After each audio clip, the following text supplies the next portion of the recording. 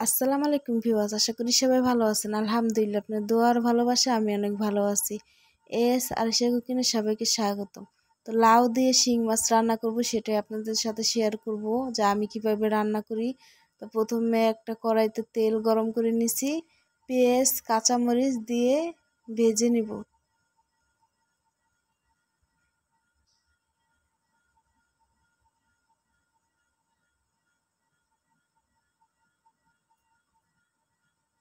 তো এখন লবণ দিয়ে দিব।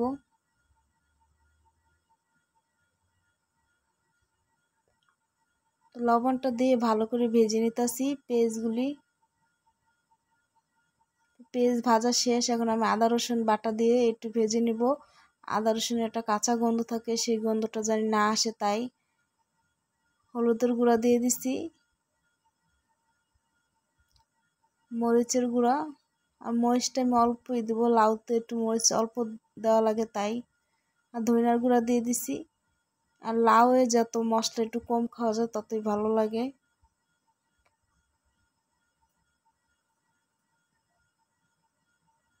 তো এখন পানি দিয়ে দিলাম কষানোর জন্য।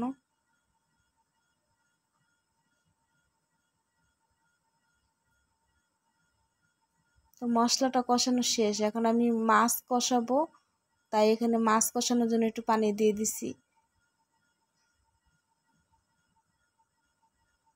এখন আমি মাছগুলি দিয়ে দেবো। শিং মাছ ভালো করে ধুয়ে পরিষ্কার করে নিছি, এখন শিং মাছটা আমি কষাবো।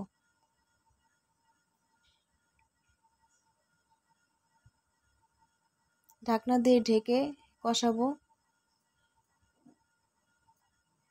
ঢাকনাটা খুলে একটু নাড়া দেব।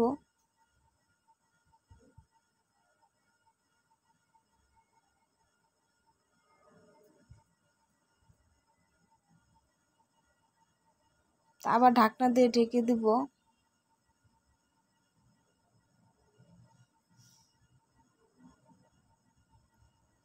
এখন আমার মাছটা কষানো শেষ, এখন আমি মাছগুলো উঠিয়ে নিব। এখনো ভালো করে শীত পড়ে নাই, কিন্তু শীতের দিনে এই লাউ তরকারি যেইভাবে রান্না করেন না কেন ভালো লাগে খেতে।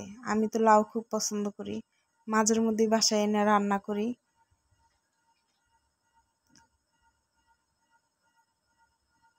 এখন মাছগুলি আমি উঠিয়ে নিছি। তো ওই মশলাটার উপরে আমি লাউগুলি দিয়ে দিব।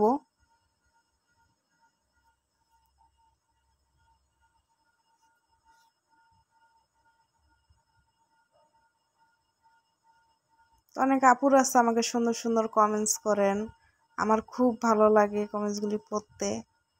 তখন মনে হয় যে আমার পাশেও কেউ আছে, আমার ভিডিও কেউ দেখে, খুব ভালো লাগে। তা লাউগুলি আমি কষায় নিতেছি। তো এই যে লাউয়ে তো পানি দেওয়া লাগে না, লাউয়ে তো এমনি এমনি পানি ওঠে, তো এই যে পানি উঠছে অনেকখানি, এই পানিটা দিয়ে আমি কষিয়ে নিব।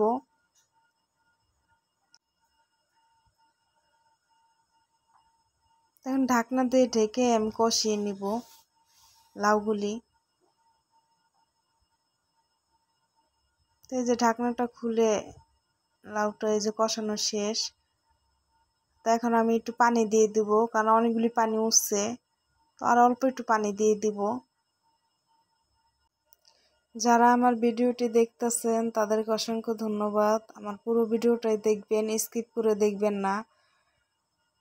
আর যারা নতুন আছেন এখনই সাবস্ক্রাইব লাইক শেয়ার করে দেন, আমার পাশে থাকবেন। আর তরকারিটা অফ ক্যামেরায় আমি রান্না করে ফেলছি। এই শিং মাছগুলি আমি দিয়ে অনেক কিছুক্ষণ রান্না করছি, তো এখন রান্না শেষ, আমি ধনিয়া পাতা দিয়ে দিব। লাউয়ের ধনিয়া পাতা দিলে খুব ভালো লাগে, তো সবসময় আমি ধনিয়া পাতাটাই দেওয়ার চেষ্টা করি। অনেক টাইমে ধনিয়া পাতা বাসা থাকে না,